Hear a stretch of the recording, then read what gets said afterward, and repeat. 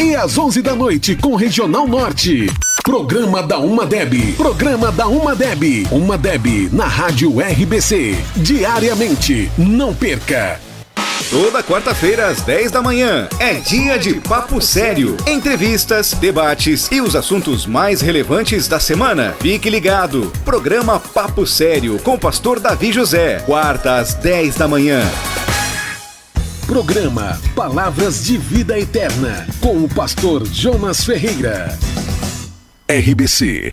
Programa Semeando Vida, do Departamento de Evangelismo da Assembleia de Deus Ministério do Belém. Terças e quintas com uma palavra de Deus e muito mais. Não perca. Programa Semeando Vida. Apresentação: Pastor Geraldo Carlos, na Rádio RBC. Instale o aplicativo Rádio RBC 1350 AM ou acompanhe a live no facebook.com/Rede Rádio RBC. RBC, sempre com você. Momento Missionário Ceifeiros em Chamas, na Rádio RBC. Um espaço reservado para falar sobre missões e a pregação da Palavra de Deus aos 4 cantos do mundo. Olá, irmãos, a paz do Senhor, tudo bem? Eu sou Dário Ferreira e todas as quartas-feiras estaremos juntos no Momento Missionário. Apresentação do jornalista Dário Ferreira, comentário do pastor Antônio Mardônio e apoio do Geisel de Paula. Quarta, às 3 da tarde. Fique ligado. Toda quarta às 4 da tarde, na Rádio RBC, você confere o programa Tempo de Cura, com o pastor David Prado. Programa Tempo de Cura, toda quarta às 4 da tarde. Olá, eu sou Dário Ferreira, jornalista do jornal Ceifeiros em Chamas. Agora, Momento Missionário. A AD Belém tem 6 projetos contemplados pela Sename. A Secretaria Nacional de Missões, Sename, braço missionário da Convenção Geral das Assembleias de Deus no Brasil, CGADB, realiza desde 2017, com o apoio da Casa Publicadora das Assembleias de Deus, CPAD, a campanha Eu Faço Missões. Este ano, a Sename contemplou 6 projetos da Igreja Assembleia de Deus, Ministério do Belém, em São Paulo, referente à 4ª edição da campanha realizada em 2020. Os projetos contemplados foram: Projeto Evangelho Sem Fronteiras, na Argentina e Peru, do Setor 5, Osasco. Projeto Congo, províncias Kinshasa e Bandundu, Setor 29, São Bernardo do Campo. Projeto Hispano-Bolívia, do Setor 4, Santana. Projeto Multimissiones, Cochabamba, Bolívia, do Setor 19, Guarulhos. Projeto Carauari, Amazonas, do Campo de Ibitinga. E Projeto Guiné-Bissau, do Campo de Jundiaí. Momento Missionário, uma produção do jornal Ceifeiros em Chamas. Na RBC, você fica ligado 24 horas numa programação que muda a sua vida. Porque quem tem esperança de Cristo na sua vida, quem tem esperança da vida eterna, amados, vive aqui na terra, os pés na terra, mas o coração e a cabeça está no céu. Bendito seja o nome do Senhor Jesus. E o principal, a palavra de Deus levada a sério. Mesmo diante daquilo que você diz, olha que eu não tenho potencial, mas diante dos olhos de Deus, Ele vê qualidades em você. E o que Deus faz? Ele vai te aperfeiçoando daquilo que você tem, para que Ele possa te usar. Bendito é o nome do Senhor. RBC, sempre com você. A RBC está com novidades para você participar ainda mais. Temos um novo canal para sua participação. Anota aí. Adicione no seu WhatsApp 11 2081 0475 11 20 81 0475. Esse é o nosso número WhatsApp. Salve nos seus contatos e mande sua mensagem de áudio ou de texto. Mas se você preferir, ligue neste número e fale ao vivo em todos os programas. 11 2081 0475. E para falar ao vivo, digite o ramal 1. Ou ainda, deixe o seu recado em nossa caixa postal 11 2081 0475 e digite o ramal de número 2. Grave o seu nome, a sua cidade e a sua mensagem.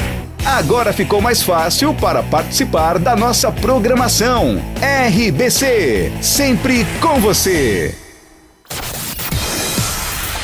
Você pode ouvir a Rádio AM 1350 24 horas por dia no seu smartphone.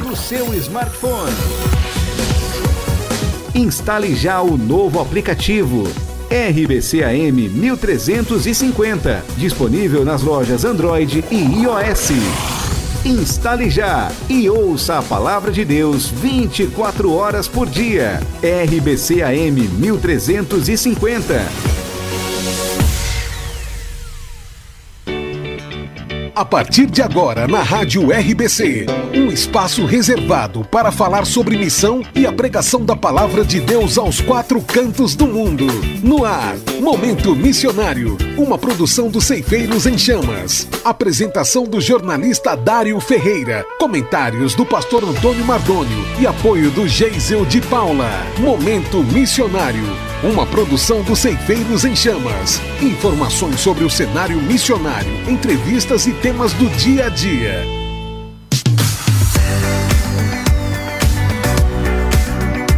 Muito boa tarde a você conectado na RBC, a Rede Belém de Comunicação. RBC sempre com você e nós estamos aqui para mais um Momento Missionário, mais um programa feito com todo carinho para aquecer essa tarde gelada aqui em São Paulo. Pelo menos aqui está muito frio, eu não sei aí onde você está, eu não sei de que parte você nos assiste, mas aqui está muito gelado. Mas o Momento Missionário hoje está chegando para aquecer a sua tarde com muita informação e um bate-papo muito bom sobre a Reforma Protestante e o seu impacto nas missões. Olha só, hoje daremos continuidade a esse tema que eu acabei de citar.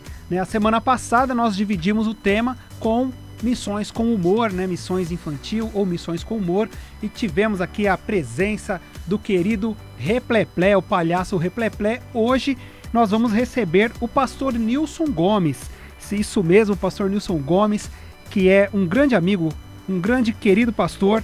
Ele é escritor, teólogo, conferencista, colunista do site Ceifeiros em Chamas e pastor auxiliar da Igreja Assembleia de Deus Ministério do Belém, aqui do Belém Sede. E também ele é o idealizador do projeto Caminho da Cruz. Hoje também teremos aqui com o nosso querido pastor Mardônio uma reflexão sobre a Reforma Protestante com o tema Renovação da Reforma Protestante. E eu quero te lembrar também que você pode nos acompanhar pelas redes sociais. Você que nos acompanha aí pelo 1350 AM, também pode nos acompanhar pelo facebook.com/RadioRBC, também no Instagram, que é o @RedeRadioRBC. Você também pode enviar a sua mensagem para o número que aparece aí na tela, o 20810475 DDD 11 20810475. Eu quero fazer um pedido também todo especial para você que nos ouve e nos assiste, para seguir as redes sociais dos Ceifeiros em Chamas. Você vai encontrar Oficial Ceifeiros lá no Facebook e no Instagram. Estamos também no Twitter como Os Ceifeiros. No YouTube você nos encontra como Ceifeiros em Chamas. Dá uma olhadinha com calma lá e inscreva-se em nosso canal, tá bom? E claro, hoje teremos também devocional, testemunho e muito mais aqui no Momento Missionário. Momento Missionário, Ceifeiros em Chamas na Rádio RBC.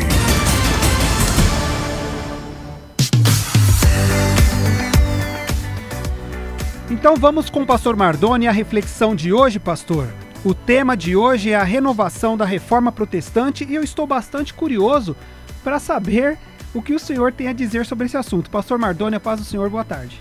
Ô Dário, a paz do senhor, é um prazer estar mais uma vez aqui juntos com os meus amigos e irmãos em Cristo, o Fagundes e a Luciana, que nos auxiliam, e a todos os irmãos que nos assistem, a você, meu amado, que nos ouve também, que Deus possa nos abençoar ricamente. E nós vamos meditar em Mateus capítulo 16, versículos 17 e 18. E Jesus respondendo disse-lhe: Bem-aventurado és tu, Simão Bar-Jonas, porque não foi carne e sangue quem tu revelou, mas meu Pai que está nos céus. Pois também eu te digo que tu és Pedro, e sobre esta pedra edificarei a minha igreja, e as portas do inferno não prevalecerão contra ela. Meus amados, nós vemos então o Senhor Jesus, durante o seu ministério, ele não se declarou publicamente como o Messias, como o Filho de Deus, mas próximo da sua morte era necessário que ele se revelasse. E ele leva exatamente os discípulos para uma determinada localidade e pergunta a eles o que é que diziam a respeito dele. E dizem que tu és o Elias, que tu és o Jeremias, que tu és um dos profetas. E Jesus perguntou, e vós, quem dizeis que eu sou? E Pedro automaticamente falou, tu és o Cristo, o Filho do Deus vivo. E Jesus então disse, bem-aventurado és tu, porque não foi carne nem sangue que tu revelou, mas o meu Pai, que está nos céus. Então, a partir de então, eles passaram a conhecer Jesus como o Messias prometido, cumprimento, portanto, de Gênesis 3:15 e também de acordo com as mensagens transmitidas pelos profetas, como Isaías e outros profetas do Antigo Testamento. Aí Jesus fala para Pedro, a partir daquele momento ele estabelece um cognome em Simão, chamado Barjonas, Simão Barjonas.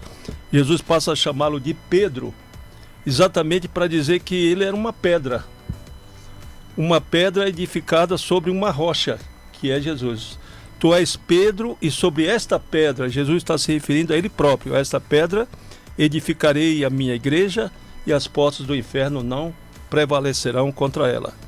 Então há um erro gravíssimo da Igreja Católica que interpreta essa passagem dizendo que Pedro é a pedra, que a igreja está construída sobre Pedro, que é a pedra. Então por isso foi intitulado o primeiro Papa da Igreja Católica. Na verdade, Pedro é uma pedra, como eu também sou uma pedra, o Dário uma pedra, o Geisel que está nos ouvindo também uma pedra, a Luciana é uma pedra. Então podíamos dizer, o meu nome é Antônio Pedro, Dário Pedro, Geisel Pedro, Luciana Pedro e o Fagundes Pedro. Nós somos pedrinhas que juntos edificamos a Igreja de Cristo. Então nós vemos até o apóstolo Pedro reconhecendo, portanto, que ele não era exclusivamente a pedra, mas que todos nós somos pedras, conforme ele diz em 1 Pedro, capítulo 2, versículos 4 e 5. Ele fala da seguinte forma, no capítulo 2, versículos 4 e 5. E chegando-vos para ele a pedra viva, Jesus, a pedra viva, reprovada, na verdade, pelos homens, mas para com Deus eleita e preciosa, vós também como pedras vivas, somos todos nós, pedras vivas, sois edificados casa espiritual e sacerdócio santo, para oferecerdes sacrifícios espirituais agradáveis a Deus por Jesus Cristo. Então a igreja foi edificada, a igreja, Jesus é a rocha, Jesus é a pedra fundamental e nós somos as pedras que integradas formamos este corpo que é a Igreja de Cristo. E ele diz que as portas do inferno não prevaleceriam contra ela. Então já no decorrer destes 2000 anos a igreja está firme e forte, inabalável na face da terra. Houve um período, portanto, de negridão, período de escuridão, chamado de Idade Média, em que sobressaíram pessoas como líderes da igreja, que não eram verdadeiramente líderes da igreja, mas eram falsos. A igreja nunca deixou de existir, a igreja foi para a caverna, a igreja foi para as montanhas, a igreja foi para o subsolo, portanto subterrânea, e ela sobreviveu durante todo esse período. E Deus então resolve libertar a igreja desta opressão quando há a reforma protestante. Então nós queremos falar nesta tarde sobre os 5 movimentos que sustentaram a reforma da igreja. O primeiro nós já temos falado nos 2 programas anteriores, que é o protestantismo. Foi liderado por Martinho Lutero no século XVI e sustentado pelos 5 pilares que nós já fizemos menção deles. O sola scriptura, somente a escritura, sola fide, somente a fé, sola gratia, somente a graça, Solus Christus, somente Cristo, e Soli Dei Gloria, somente a Deus glória. Mais ou menos 100 anos depois, já no século XVII, há uma displicência, um descuidado por parte da liderança da Igreja Reformada. Então Deus precisa usar alguém para fazer uma renovação. É a renovação, portanto, da Igreja Reformada. Então, no século XVII, surge um movimento chamado de pietismo, que enfatiza a conversão pessoal, a santificação através do jejum, da leitura bíblica e da oração, a necessidade de se renunciar ao mundo e o estabelecimento do amor cristão. O principal desse movimento foi Philipp Jacob Spener, alemão no século XVII, conhecido por sua obra Pia Desideria, que significa desejos piedosos. O pietismo deu origem ao metodismo, ao evangelismo e ao pentecostalismo, que nós vamos falar na sequência. Então esse Pia Desideria, traduzido como desejos piedosos, ele diz que a reforma seria salva, portanto a reforma permaneceria inabalável se voltássemos, naquela época, que eles voltassem para o fervor, fossem fervorosos, fossem dedicados, orassem, jejuassem, consagrassem a vida. Então eles iriam ser fervorosos, é exatamente o sentido do pensamento dele no livro, Pia Desideria. 100 anos depois, a igreja torna a liderança torna-se a descuidar, torna a se acomodar. 100 anos depois. Então vem o século XVIII, surge o metodismo, um movimento de avivamento espiritual ocorrido na Inglaterra, no século XVIII, enfatizou a relação íntima do homem com Deus através do novo nascimento, a fim de se alcançar a ética e a moral cristã. É um momento, portanto, de depravação, que os vícios tomaram conta da liderança, os líderes da igreja bebiam, fumavam, prostituíam. Então surge esse movimento chamado metodismo, com essa finalidade, portanto, de se alcançar a ética e a moral cristã. Seus líderes foram os irmãos John Wesley e Charles Wesley. Este último, portanto, considerado um dos expoentes da música protestante, música sacra protestante. 100 anos depois, no século XIX, há novamente o comodismo, há uma acomodação. Aí Deus levanta outro líder para estabelecer o movimento chamado evangelismo, no século XIX, chamado Moody, considerado o maior evangelista do século XIX. Em suas reuniões evangelísticas, encheu os estádios de esporte das cidades por onde passou, pregando o Evangelho. Fundou um Instituto Bíblico de Chicago com a finalidade de preparar missionários para serem enviados a pregar o Evangelho em todos os continentes. Suas pregações eram consideradas francas, sem enfeites, não gramaticais, sempre simples, mas sinceras e convincentes.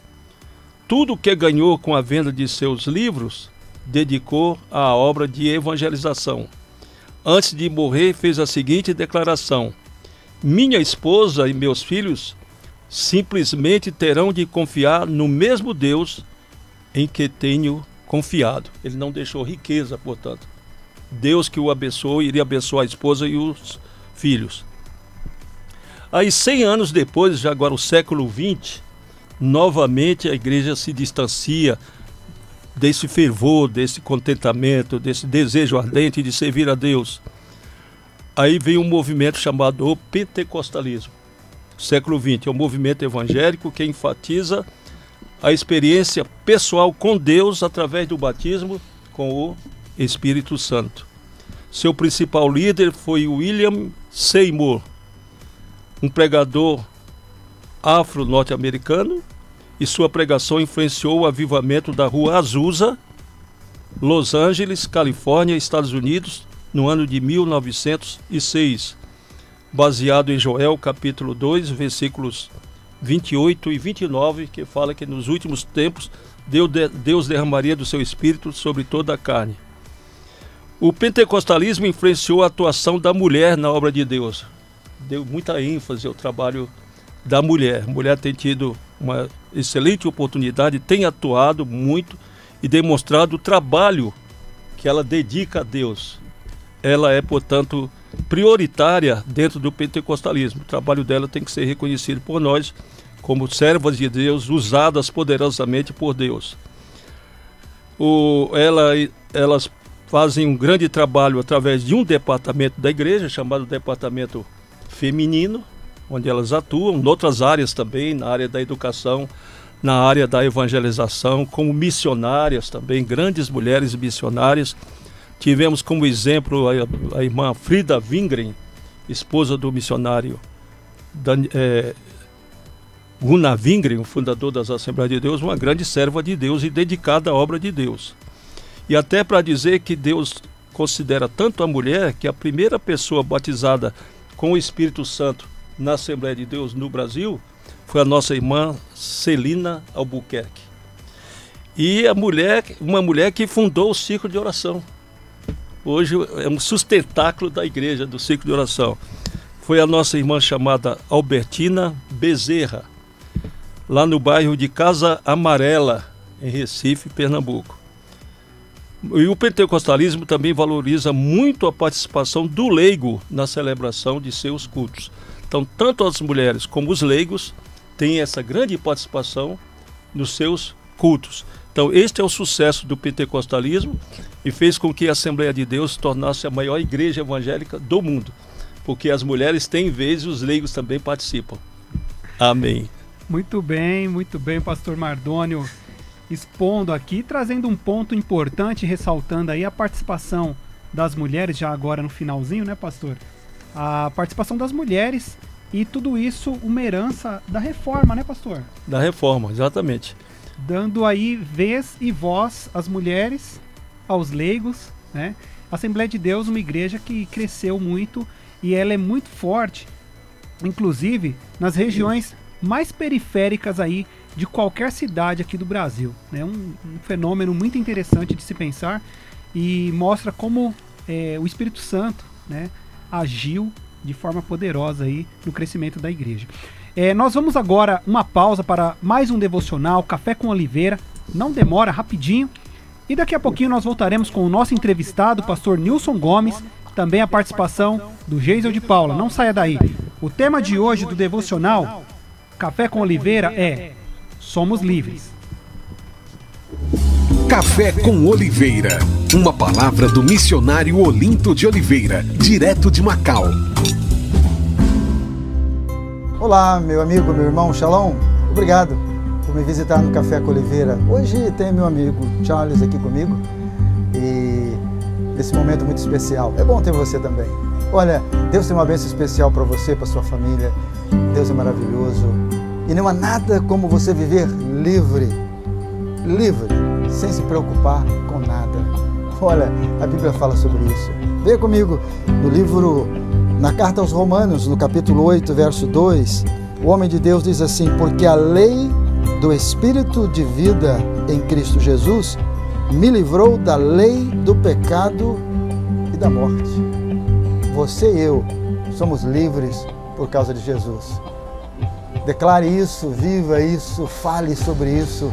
Não há nada melhor do que a liberdade em Jesus Cristo. Tenha um dia abençoado.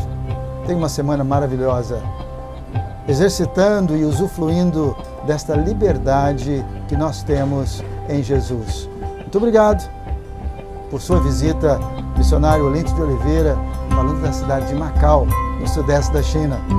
Até a próxima.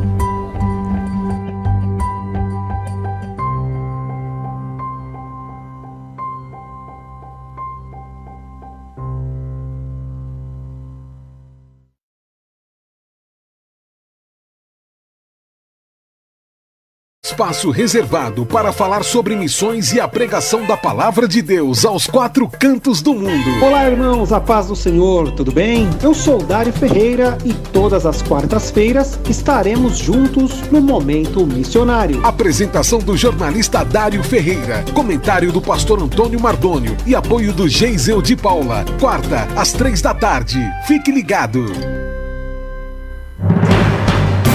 Momento Missionário. Ceifeiros em Chamas na Rádio RBC. Voltamos aí com o Momento Missionário. Você tomou o seu café? Olha aqui, ó. Meu cafezinho tá aqui. Acabei de tomar, ouvindo aí o devocional Café com Oliveira, após a explanação aí também do pastor Mardônio. E nós já temos o nosso convidado aqui presencialmente hoje, aqui ao meu lado, o pastor Nilson Gomes. Seja muito bem-vindo ao Momento Missionário, pastor. Que prazer poder recebê-lo aqui. Muito obrigado, Dário. Eu que agradeço pela oportunidade e o convite. E quero já aproveitar para cumprimentar aqui o pastor Antônio Mardônio e você, Dário. Obrigado. Obrigado pela oportunidade e o convite. Participar desse programa que é muito importante, especialmente nesse mês, né, que a gente comemora a Reforma Protestante. E eu acredito que esses programas têm servido muito para a edificação dos irmãos, para a informação, né? E edificação, sobretudo a edificação espiritual de cada um dos irmãos. É um prazer é nosso. Estou muito feliz do senhor ter aceitado o convite e se predispôs até a estar conosco aqui no estúdio, né? E eu estou muito feliz aqui com sua presença, pastor Nilson. E eu quero convidar também o Geisel de Paula para participar desse bate-papo que nós teremos aqui a partir de agora, essa entrevista com o pastor Nilson. Geisel, boa tarde, paz do Senhor. Geisel. Boa tarde, Dário, paz do Senhor, pastor Mardônio, paz do Senhor, pastor Nilson. Prazer mais uma vez estar aqui participando com vocês. Amém, muito bom. Geisel já está aí a postos, então nós vamos começar aqui nossa conversa. Nós estamos, pastor Nilson, falando a respeito da Reforma Protestante, né? Estamos linkando ela com a missão, os impactos que ela trouxe para a obra missionária, né? O pastor Mardônio sempre abre o programa com uma reflexão, né? Hoje o tema do pastor Mardônio foi a respeito da deixa eu pegar, renovação, né, pastor? Renovação da reforma. A renovação da Reforma Protestante. Portanto, o pastor pontuou aqui, né, pastor Nilson, que desde então, desde que houve a reforma, Deus a cada 100 anos, né, pastor Mardônio foi bem preciso nessa informação, Deus levantou alguns homens, né, com movimentos que deram, né, um ânimo a mais aí à igreja e à trajetória da igreja. E nós estamos aqui no nosso tempo, vivendo o nosso tempo, olhando para o passado, aprendendo com tudo que se com todo acontecimento do passado, mas nós estamos vivendo hoje um contexto, né, pastor Nilson? Eu separei até um dado aqui para a gente começar aquecendo nessa conversa, que hoje no Brasil os evangélicos é uma multidão, né? O que temos de evangélico no Brasil às vezes não tem de população em muitos países aí ao redor do globo, não é verdade? Verdade. Então eu estava olhando que em 2010 o censo apontou 42 milhões de evangélicos, ou seja, 22% da população. O ano passado o Datafolha ele já apontou, ou seja, 10 anos, né? O censo ele mede a cada 10 anos aí esses índices. E o ano passado o Datafolha apontou 65 milhões, uma vez que nós não tivemos os dados do censo, né? Que foi aí cancelado, né, pelo governo. Então o Datafolha fez esse levantamento. 65 milhões de evangélicos, ou seja, subiu aí 9% de 2010 para cá, de 22% pulou para 31%, é muita gente, né, pastor? Muita gente. Mas na prática, isso quer dizer alguma coisa? Qual a sua avaliação sobre essa multidão de evangélicos que temos no Brasil? Deixa eu aproveitar aqui, antes de começar, e cumprimentar também o Geisel de Paula. Deus abençoe, meu irmão. Eu cumprimentei o pastor Antônio aqui, o Dário, e não falei a seu respeito, que também está aqui com a gente, participando e tem apoiado, né, os debates e o programa. Dário, é o seguinte, em muitas pregações minhas, eu tenho feito um apontamento crítico do ponto de vista do crescimento numérico dos evangélicos no Brasil. Eu acho que foi em 2010, né, que nós tivemos aí uma consideração do IBGE apontando esse crescimento numérico dos evangélicos. E tem até uma frase que às vezes eu costumo usar, não sei a autoria da frase, mas eu acho interessante, que diz: o movimento evangélico brasileiro cresceu do tamanho de um oceano, mas na profundidade de uma piscina. Então, assim, existe muita coisa para a gente pontuar aí. Em relação à reforma, porque a gente está trabalhando aqui essa questão da reforma, eu penso que a igreja evangélica, especialmente no contexto brasileiro, ela tem muito repetido, para não dizer que não só repetido, mas ela tem até ultrapassado o que foi a igreja estatal na Idade Média. Uma igreja afastada do evangelho, divorciada dos valores do evangelho de Cristo, divorciada do fundamento da doutrina dos apóstolos, se tornou uma igreja pagã, uma igreja estatal, uma igreja colonialista, antissemitista e colonialista, e portanto uma igreja que fez essa aliança com o Império. Que a igreja evangélica brasileira, eu falo a igreja no seu contexto geral, a igreja evangélica brasileira tem repetido muito isso. Então esse crescimento numérico não significa muita coisa no ponto de vista do avivamento, dessa renovação que a gente tanto prega a partir das escrituras, de uma igreja centrada nas escrituras. Porque o que é o movimento evangélico brasileiro hoje? Quais são as suas características? Como esse movimento evangélico é identificado na sociedade pós-moderna, no contexto Brasil? Eu penso que são essas perguntas que a gente tem que fazer e a partir daí estabelecer alguns diálogos, algumas discussões, para saber até que ponto vai e que significa esse crescimento numérico, ou que representa esse crescimento numérico. É interessante esse apontamento que o senhor fez agora, porque na questão da identificação, né? Eu ouvi há poucos dias atrás uma pregação de uma pastora, e ela dizia o seguinte, que ela dizia assim, que o nome, né, o nome evangélico ou cristão, não, ela usou o evangélico, na verdade, o nome evangélico não está mais cabendo para os cristãos sinceros, né, para os evangélicos sinceros. Aí ela fez até uma brincadeira, né, preocupada justamente com toda essa questão, né, dizendo o seguinte: olha, esse nome a gente tem que procurar uma outra nomenclatura, porque esse nome está ficando não tá cabendo mais em nós, né, e isso é preocupante, né. A pastora Sandra Zaleski, numa pregação que eu ouvi alguns dias atrás, algumas semanas atrás, colocar o pastor Mardoni aqui nesse debate, nessa discussão. Na verdade não é um debate, é só uma troca de ideias, pastor. Então, esse volume de evangélicos que temos hoje, pastor, como o senhor tem acompanhado esse crescimento e essas análises que o pastor Nilson acabou de fazer, pastor? O senhor tem alguma opinião também a respeito para compartilhar conosco aqui? Olha, eu concordo com o pastor Nilson e vejo que muitos aceitam Jesus por conveniência, para ser, portanto, um hobby. O prazer que ele tem de dizer publicamente, inclusive identificando-se na mídia, que é evangélico. Então nós vemos muitos que dão péssimo testemunho, não se converteram ao evangelho e que denigrem a imagem do evangelho, não, conforme disse a pastora, mudar até o nome de evangélico. Que nome nós daríamos que nos identificasse? Porque há muitos que se consideram evangélicos, e a gente vê exemplos até de cantores seculares, que quando eles caem, portanto, no descrédito, e eles não tornam usados, ou portanto vistos, procurados e ouvidos pelos os brasileiros, no caso outro público, eles acham que o melhor caminho é aceitar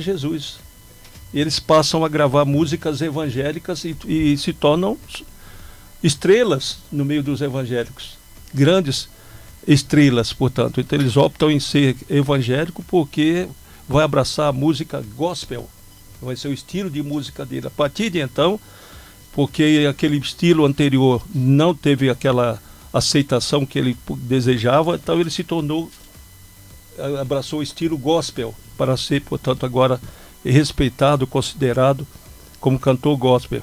E os evangélicos fazem deles os verdadeiros deuses. Eles passam a ser idolatrados. Então temos muitos desses cidadãos que vieram para o nosso meio que são idolatrados. Então eu concordo com o pastor Nilson, com a pregação da pastora. Nós temos esse número tão grande, e o que nós precisamos nos dias atuais, como eu coloquei na minha palavra, é da renovação, não da inovação. Tem havido muita inovação. Essa inovação vai exatamente de acordo com o que o pastor Nilson colocou no livro dele, a igreja deformada. Está havendo uma deformação da igreja e não uma reforma, uma renovação que nós precisamos. Muito interessante. Então, pastor Nilson, quer acrescentar algo ainda nessa ideia inicial? Não, eu assim, só corroborando com o que o pastor Mardoni acabou de falar, essa coisa da inovação, da gente querer, sei lá, eu acho que tentar adequar, né, a igreja, o movimento, o evangelicalismo brasileiro tem tentado se adequar de tal modo que, assim, essa observação que você apresentou aí da pastora, eu acho que eu comento alguma coisa a respeito disso no meu livro. Assim. No primeiro século nós fomos chamados de o povo do caminho, lá em Atos 9, versículo 2, né? Muito bem. Do caminho. Ou, bem lembrado. Algumas traduções, seita. Que seita ali não tem essa conotação pejorativa de que é falso ou verdadeiro. Tem a conotação de que não é uma igreja, não é um movimento reconhecido, não é um movimento que tem o reconhecimento, vamos dizer, do Estado, é um movimento clandestino, é um movimento de homens e mulheres do caminho, que Jesus é o caminho, e esse povo está conectado com a mensagem desse Jesus que é o caminho. Depois, ainda no primeiro século, lá em Atos 11, pela primeira vez são chamados de cristãos em Antioquia. Aí já depois do movimento da Reforma, do século XVI, somos chamados de protestantes. 500 anos depois, eu até uso essa expressão, a igreja brasileira já não anda protestando mais nada mesmo, aí somos chamados de evangélicos, e evangélicos com esse sentido desgastado, que não traduz em nada o que diz o evangelho, mas o evangélico no sentido do status, que é como o pastor Mardoni colocou, é moda, é bonito, é status, eu dizer que sou evangélico, então é uma conveniência para mim, e dizer que é bem conveniente para mim dizer que eu sou evangélico. E lembrando que um tempo atrás o evangélico no Brasil ele era perseguido, né? Ele era motivo até de vergonha para a sociedade quando uma pessoa se dizia evangélico, né? E em poucas décadas, né, podemos dizer que isso mudou, né? Só que não mudou para melhor, mudou para pior. Virou moda, né, se tornar evangélico. O pastor Mardoni pontuou bem, às vezes os artistas vêm na igreja um nicho, né, de mercado, e às vezes nós que estamos ali recebendo aquele conteúdo, a gente não filtra, né? A gente acaba dando um palanque para eles, e é interessante isso. Eu também ouvi um ponto de vista uma vez que para você pensar numa conversão sincera desses artistas, você tem que analisar se eles estão perdendo, né? Se eles estão perdendo e estão ali com você, já é um sinal de uma conversão sincera. Uma renúncia, não? Tem que renunciou o seu status que ele tinha anteriormente, deixou de ser aquela estrela, deixou de ser pop para ser agora um servo. E eu quero, o pastor Mardoni pontuou bem a obra, o livro que o senhor pastor Nilson escreveu, que é a Igreja Deformada, né? Nós temos uma imagem da capa, e eu gostaria, se possível, de colocar essa imagem para que você tivesse, dá uma olhada aí. Ele faz um trocadilho ali, né, com a reformada com deformada, troca o R pelo D, né, pastor Nilson? E eu quero perguntar aqui, a obra, né, essa obra foi fruto de um TCC, como que surgiu o seu interesse por esse assunto, pastor? Foi fruto de de um TCC, de um trabalho de conclusão de curso, ou o senhor vinha pesquisando, o senhor realmente de forma independente se despertou pelo assunto? Num primeiro momento, não é fruto de nenhum TCC. No primeiro momento, eu vinha pregando, já há alguns anos eu venho pregando nessa perspectiva da crítica, né, do movimento evangélico brasileiro. E não é essa crítica ácida, né, porque às vezes a gente tem um entendimento errado de crítica, acha Sim. que crítica, aquela crítica ácida, não é essa crítica ácida, mas no sentido mesmo de fazer uma leitura do que tem se tornado o movimento evangélico no Brasil hoje. E talvez essa seja uma das características do meu ministério, de pregar sempre nessa toada, né, talvez, sei lá, um resgate do que foi o ministério dos profetas veterotestamentário, que era a crítica, a denúncia, pôr o dedo na ferida, aquela coisa profética, né, que é um outro outro conceito que está no movimento evangélico hoje, muito deturpado. Essa palavra é profética. Mas o que é palavra profética, né? No Antigo Testamento o sentido é outro, é o sentido de denúncia, enfim. Mas enfim. Então eu vinha pregando nessa toada e comecei a conversar com vários pastores aí de seus 70, 80 anos de idade, homens já muito experimentados na obra de Deus, e tentando pegar deles, no bom sentido, né, porque eu estava questionando, quais os desafios que eles têm enfrentado ao longo do ministério, tentando fazer um comparativo do que era ser pastor há 30 anos, 40 anos atrás, e o que é ser pastor hoje.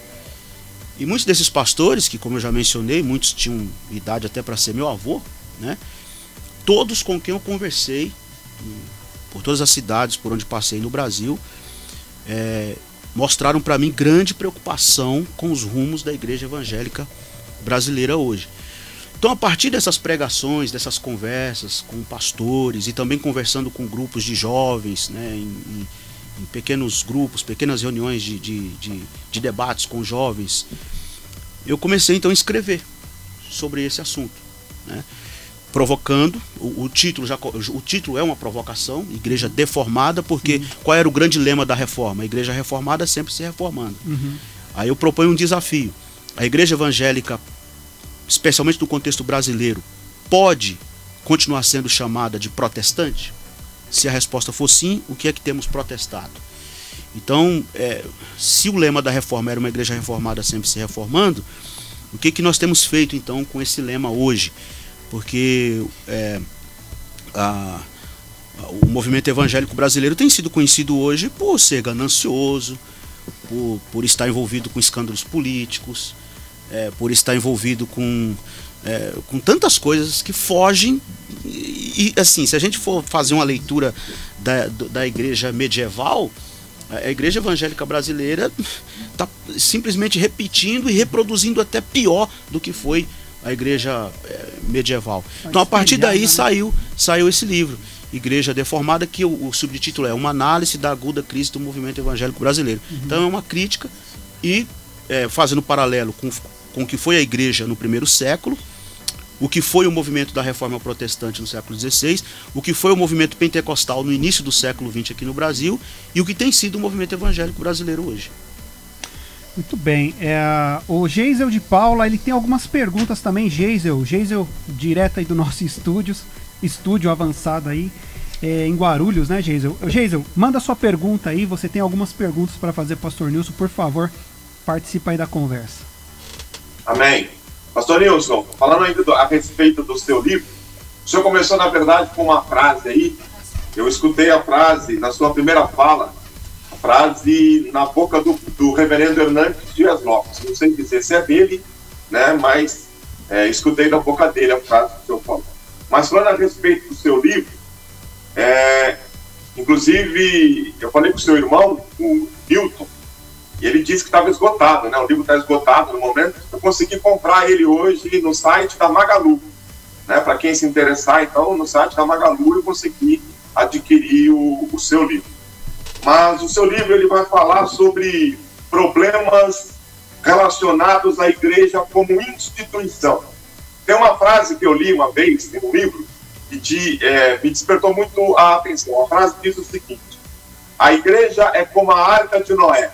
É preciso estar dentro para se salvar, mas tem que aguentar o mau cheiro lá de dentro. É mais ou menos isso, pastor?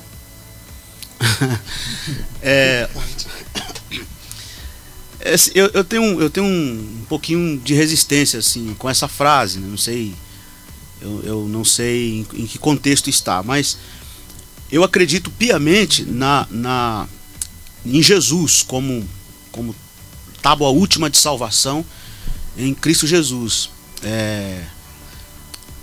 Não vejo salvação do ponto de vista da igreja, no sentido assim que eu tenho, é a igreja que me salva, não é? Então assim, tenho que suportar o cheiro, porque estou dentro da arca. Eu tenho um pouquinho de resistência em relação a isso, porque a igreja, a instituição, claro, o meu livro é uma crítica dessa igreja institucionalizada, burocratizada e tal, mas nós não podemos nos curvar a isto, porque de outro modo nós vamos nos tornar essa igreja estatal, essa igreja colonialista, essa igreja medieval que se desviou completamente. Foram aí 1000 anos, alguns estudiosos falam de 1100 anos, um pouquinho mais de um milênio, né? De total desvio e abandono da fé. E aí você tem toda essa inserção do paganismo, se tornou uma igreja absolutamente paganizada e de heresias crassas e terríveis que inundaram a igreja. E aí você tem, como o pastor Mardônio já apontou aqui, vários momentos a partir da reforma, vários momentos em que Deus vai levantando, vai despertando homens para poder dar uma sacudida, né, dar um chacoalhão aí nessa igreja. Então eu não sei, o irmão Geisel, eu não sei lhe responder exatamente se seria isso. Eu tenho um pouquinho de resistência em relação a isso, porque eu acho que a igreja tem que cumprir o papel profético, e o papel profético no sentido de denúncia, de pôr o dedo na ferida, de dizer está errado, nós não vamos nos curvar, que era a mensagem dos profetas do Antigo Testamento. Israel se desviava de Deus, e Deus, olha, passa na casa do rei, diga que ele vai morrer, e aproveita e passa na casa do sacerdote também, porque eles andam de mãos dadas, e diga a eles que está tudo errado, e eu quero que eles se voltem para mim, do contrário vem juízo aí. Concordo. Agora, o censo de 2022, como o Dário já disse, né? Era para ser em 2020, mas vai ser o ano que vem. Eu tenho uma plena convicção de que esse censo ele irá mostrar de uma forma escancarada que o número de desigrejados vai crescer assustadoramente. Principalmente por causa também da pandemia que nós tivemos, onde muitos saíram e não voltaram. O que o senhor acha desse ramo da sociedade, dos desigrejados hoje em dia? Como é que nós devemos tratar isso? Com relação aos desigrejados, eu penso que nós temos que fazer uma leitura um pouco ponderada, porque assim, você tem extremos, né? Temos extremos. Qual é o primeiro extremo que eu quero pontuar aqui? O cara desacreditou da igreja, viu um monte de erro na igreja institucional, na igreja organização, e um monte de desmando, de desvio. Ele teve uma compreensão do evangelho de que igreja não é isso, que ele pode seguir a Cristo sem necessariamente estar envolvido ou participando de uma comunidade institucional ou uma comunidade local. Ele tem essa compreensão, mas aí ele parte para um extremo. Qual o extremo? De dizer assim, está tudo errado, nenhum pastor presta, nenhuma igreja vale, nenhuma igreja presta, eu vou me desigrejar e não quero mais saber disso. Isso é um extremo. Eu discordo, né? Eu acredito no espírito do evangelho, que o espírito do evangelho é um espírito comunitário, e apesar de que nós não dependemos necessariamente do templo, do clero, do domingo para ter comunhão com Deus, mas eu acredito na comunidade local, na igreja local, no espírito comunitário. Nós nos reunimos para comungar, para compartilhar o evangelho, para cantar louvores, e acredito muito nisso. Então eu acho esse extremo perigoso, e não acredito que esse movimento desigrejado com esse tom extremista vá levar ele a lugar algum, né? Mas por outro lado também nós temos aquele desigrejado ele não é um extremista, mas ele é o cara que se decepcionou. Ele teve uma compreensão do Evangelho, ele entendeu que o caminho de Jesus, que a proposta do Evangelho é totalmente diferente dessa imposição, dessa igreja, como é que eu diria, essa igreja que trabalha a partir da teologia do medo, da imposição, do cabresto. E ele quer se livrar disso, e ele se livra disso. E ele começa a caminhar, sei lá, com a família, com amigos, volta aquela comunhão da reunião doméstica, da reunião de casa. Isso se tornou muito, muito comum agora nesse período de pandemia, né? Muitas famílias, inclusive nos cultos de ceia, né? As ceias online que tivemos que fazer por conta das medidas restritivas. Então, os pastores ministravam as ceias online e as famílias reunidas em casa tomavam ceia nas suas próprias casas. E isso foi se tornando... Eu até disse em umas lives durante a pandemia que a pandemia, entre outras coisas, ela fez ruir muitas teologias. As teologias de vitrine desabaram todas, né? A teologia do templo, a teologia da prosperidade, a teologia de que crente não fica doente e daí por diante, desabaram nesse período de pandemia. Então, eu acredito que nós precisamos ter um olhar cuidadoso com relação a esse movimento dos desigrejados, tanto do lado extremista, como eu já pontuei aqui, do cara que, perdão a expressão aí, chutou o balde, para ele está tudo perdido, está tudo condenado, aí eu não vejo saída nisso. E como também daquele que ele não é um extremista, mas ele está tendo dificuldades com relação a certas compreensões que ele tem do Evangelho e das decepções que ele tem vivido do ponto de vista da igreja institucionalizada. Perdemos o áudio do Geisel. Geisel, nós não te ouvimos. Vamos restabelecer aí para você. Mas enquanto isso, tem uma pergunta aqui pela live no Facebook. Marco Almeida, creio que seja o pastor Marco Almeida, não está identificado como pastor, mas também não tem a foto dele. Mas tem uma pergunta aqui. A igreja continua seu propósito como instituição? Ele fala assim, mas a igreja continua o seu propósito como instituição? Sim, continua. Continua. Porque, veja bem, quando a gente fala igreja instituição, a igreja instituição é preciso, é necessário que ela exista. É uma organização. Do ponto de vista institucional, é empresarial. Você tem CNPJ, você tem responsabilidades junto aos órgãos competentes do Estado e daí por diante, né? Qual é o grande problema da igreja? Quando é que a igreja instituição entra em conflito com a igreja organismo? É quando há uma supervalorização da instituição em detrimento da igreja organismo. A igreja instituição, ela está para servir a igreja organismo, e não o contrário. Então eu acho que o grande conflito é esse. Mas, como diz aquele ditado, você não joga a bacia com a criança junto, né? A água da bacia com a criança junto. Então, a igreja instituição, ela existe, ela é necessária e está aí para isso. A gente precisa ter essa compreensão. Tá certo. O pastor Marco Almeida, ele ainda manda outra pergunta aqui. Mas como decepcionado legitima ele ou alguém não viver em comunidade? Não se reunir mais e ser orientado por um pastor, líder espiritual? Ele é o pastor, ele se identifica como pastor Marco Almeida mesmo. Um abraço, pastor Marco Almeida, muito bom ter sua audiência. Então ele pontua aqui, deu para captar a pergunta? A segunda pergunta eu não entendi direito. Ele fala assim, mas como decepcionado legitima ele ou alguém não viver em comunidade? Essa é a primeira pergunta. E a segunda é, não se reunir mais e ser orientado por um pastor. Não se reunir mais e ser orientado por um pastor? Tá.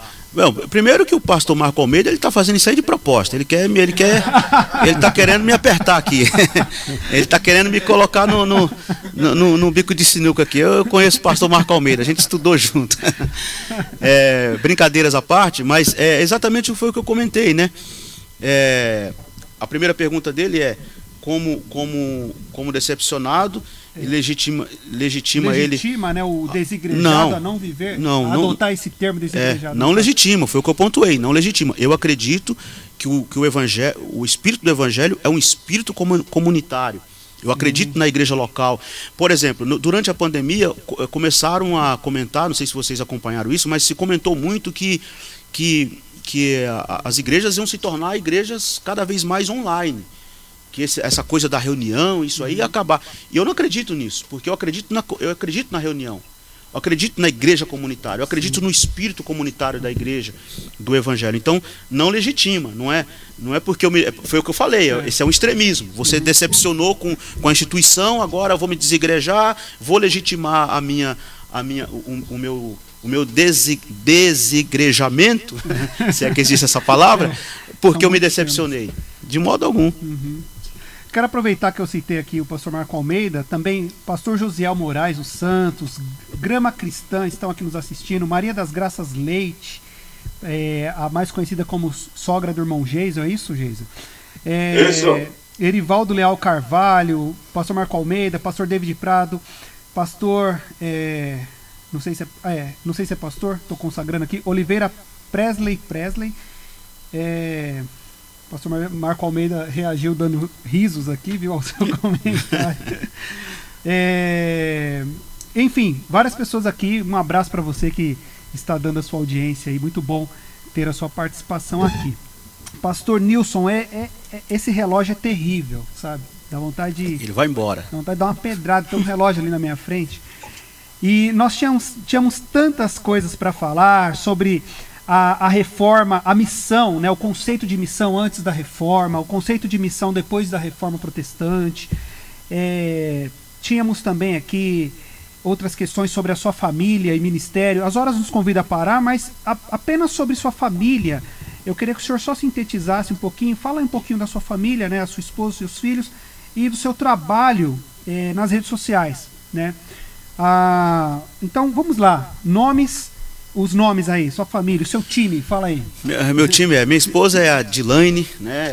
Ela é graduada em jornalista, embora não atua na área, mas ela é jornalista, trabalha como, deixa eu ver se eu vou saber falar aqui, que ela trabalha de consultora de crédito imobiliário, né? Sim. E uma ajudadora, uma companheira já há 22 anos, casados, e ela tem sido uma fiel companheira e apoiadora do meu ministério, principalmente.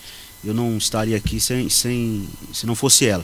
Meus filhos, o mais velho é o Eric Gomes, que é apaixonado por igreja, por ministério, por música, por pregação, e está com 19 anos agora.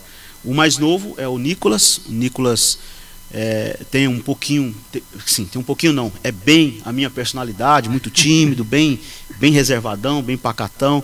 O Nicolas está com 16 anos e são meninos de ouro, têm me ajudado, apoiado de forma incondicional no meu trabalho, no meu ministério, devo muito a eles. Pastor, para a gente terminar aqui, e desculpa, gente, o relógio ficou escondido ali e eu confundi um número, um dígito, já é... não, é 55, eu achei que era 3,59, eu até tomei um susto, mas cabe ainda a última aqui, rapidinho. Pastor, o senhor é engajado nas redes, né? Quem te acompanha vê que o senhor é muito engajado ali. E eu digo engajado não ali fazendo comentários frívolos e tal, não. Por exemplo, lá no YouTube, no seu canal, ele é sempre abastecido, tem boas pregações. O senhor está com um trabalho aí que eu acredito que não faz muito tempo, que é do culto doméstico, né? Então a pergunta é a seguinte: como o senhor tem se organizado, né, com família, trabalho e a preparação de conteúdo para suas redes aí? Se o senhor puder sintetizar em 1 minuto e meio, 2 minutos. Certo. As minhas redes sociais é o seguinte, vamos começar pelo Instagram. O Instagram, a foto é só um pretexto, né? Eu gosto de escrever textos ali, aí eu vou lá e posto tal. um texto ali no Instagram. Não tem aquela rotina de postar todos os dias, às vezes posto na sequência, às vezes 2, 3 dias chega uma postagem ali, depende muito da inspiração. Às vezes estou inspirado para escrever, vou lá, escrevo, tá, e posto. No canal do YouTube eu comecei um projeto lá com meu filho, o Eric, né, que ele apresenta ali uns 2, 3 cânticos ali, eu faço uma reflexão, uma série de mensagens a partir da vida, obra e ministério de Jesus. A gente costuma postar aí sempre aos domingos e vou intercalando essas mensagens, né, que você falou que é o culto doméstico. Na verdade são essas reflexões que a gente faz todos os domingos, com mensagens que são pregadas em cultos, congressos e afora, pelo Brasil afora, e aí resgato essas mensagens e posto no canal. Às vezes também estou inspirado para falar alguma coisa, vou lá, ligo a câmera e falo e posto lá no canal, e assim vai. E a página no Facebook é alimentada pelo próprio Instagram, que está linkado, então do Instagram já vai para a página lá. E tem o Twitter também raramente, é mais para acompanhar algumas notícias, e vou postando alguma coisa lá esporadicamente, e assim vai. Isso, e como e arrumar tempo que é complicado, né? Administrar tempo, que a rede social ela exige, né? Demanda muito tempo, principalmente quando se trata de vídeo, que você tem que editar, você tem que cortar, é trabalhoso, fazer capa, fazer edição. Meu filho me ajuda, na verdade ele que toma conta de tudo isso aí, mas existem algumas coisas que sou eu mesmo que tenho que fazer, onde vai cortar, onde vai editar, como é que vai fazer, e isso aí demanda tempo e trabalho. Tem que se organizar bem para poder... não é fácil, eu imagino, viu? Nós vamos parar por aqui, faltam 2 minutinhos para as 16 horas e em seguida tem o programa Tempo de Cura. O pastor David Prado já está aqui, a postos na porta ali, aguardando a gente liberar o espaço aqui para ele, né? Então, eu quero agradecer muito a sua audiência, agradecer ao Geisel. Geisel, obrigado aí pela sua participação mais uma vez no programa de hoje. Um grande abraço. Amém. Amém. Grande abraço. Pastor Mardoni também. Deus abençoe. Forte abraço. Eu quero dizer aqui para o pastor Nilson e também para todos os ouvintes que nem tudo está perdido. E ainda há esperança. Amém. Passaram-se 115 anos do último movimento, que é o pentecostalismo, e eu sempre digo que antes de Jesus voltar haverá um grande avivamento mundial. Amém, eu creio. Que os desviados vão voltar, os desigrejados também voltam, e todos nós então iremos nos revestir desse poder que virá. Amém. Para o arrebatamento da igreja. Amém, eu creio. Pastor Nilson, obrigado demais pela sua presença, foi muito bom ter participado, ter tido a sua participação aqui, e eu espero que não demore uma próxima, viu? Amém, eu que agradeço, Dário, agradeço o pastor Mardônio, o Geisel, Deus abençoe, muito grato, e creio piamente nessa palavra que o pastor Mardônio deu aí. Amém. Aliás, tenho pregado muito sobre isso, sobre avivamento, despertamento, e creio que essa chuva do Espírito de Deus vai chover sobre nós. Maravilha. Amém. E assim terminamos por hoje. Eu só quero destacar aqui, o pastor Josiel dos Santos, que é um dos ouvintes aqui mais assíduos do Momento Missionário. Ele disse que dia 31/10, que é o dia da Reforma Protestante de fato, né, comemorado nesse dia, ele disse que também é o Dia Nacional da Proclamação do Evangelho, né, aqui no Brasil. Então, nesse dia temos essas duas datas aí para a gente festejar. Festejar não, refletir, né? Acho que festejar talvez eu estaria estragando tudo que foi falado até aqui. Para a gente refletir a respeito daquilo que nós temos vivido como crente na pessoa bendita do Senhor Jesus Cristo.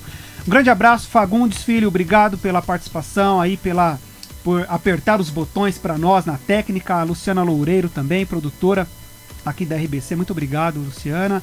E logo mais, Tempo de Cura com David Prado. Um grande abraço, que Deus abençoe você e Deus abençoe a sua semana. Até a próxima. Lembrando, pastor Elias Torralbo estará conosco na próxima semana, finalizando esse tema aí da Reforma Protestante e o seu impacto nas missões. Teremos mais reflexões acerca deste assunto. Grande abraço, beijo a todos, até a próxima. Momento Missionário Ceifeiros em Chamas, na Rádio RBC. Um espaço reservado para falar sobre missões e a pregação.